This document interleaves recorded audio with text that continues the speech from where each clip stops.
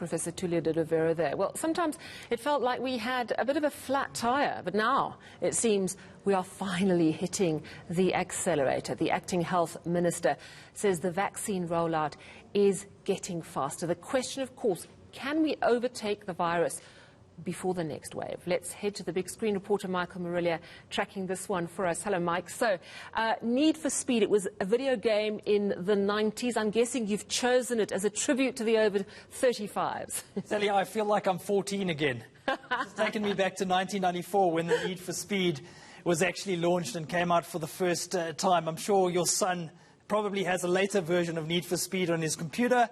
But this is taking me way back. It's a throwback to the mid-90s. Of course, Need for Speed applying very much to this vaccine rollout. Let's focus on some of the targets and where we are as a country. The president's saying that he wants 300,000 doses administered on a daily basis. That's the target. He reckons that will be crucial in terms of developing that population immunity. As Heidi mentioned a bit earlier, we did hit 190,000 doses yesterday, Sally.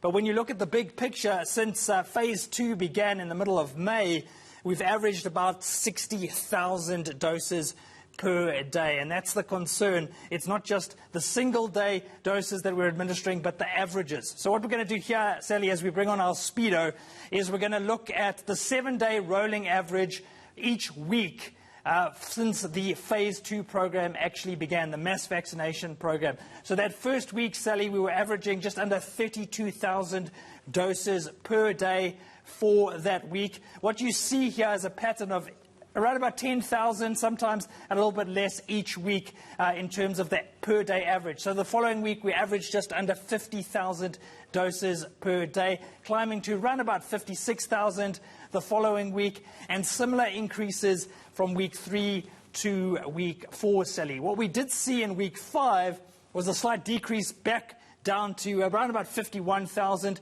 Interesting there, Sally, in that that was a week in which we had the public holiday, June the 16th. And the health minister did mention that those sorts of days present problems. The weekends also present problems because we haven't been able to offer many vaccines during those weeks. She's hoping that in August that will start to change. But again, Sally, if we come back to our speedometer, take a look at week 7.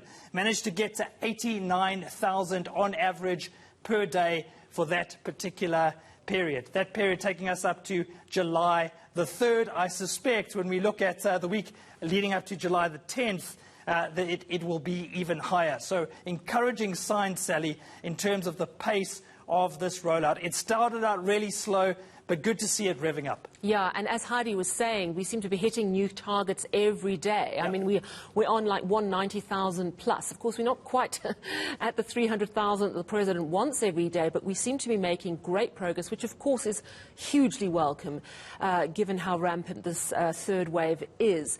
But what does that say in terms of coverage? I think we've delivered about 4 million jabs into arms so far. Yeah, absolutely. Well, let's bring out a different vehicle, Sally. We're going to use the motocross for this one as it ramps onto our screen. And what we'll do here is we'll look at how quickly it took us to add 1 million doses each time. So that flat line there, that's the eNCA trial where most of the health workers got their jabs. You'll remember that at the beginning of the year. The 17th of May, we were at just under 500,000 doses, thanks to the eNCA trial. It then took us around about 2 weeks to get to 1 million. So 2 weeks it took us to add another 500,000 doses. But take a look, Sally, at the time period that it took us from 1 million to 2 million. 17 days to add another 1 million doses. So as you can see, ramping up quite considerably. And then to go from 2 million to 3 million, it took us roughly 2 weeks. So those periods are getting shorter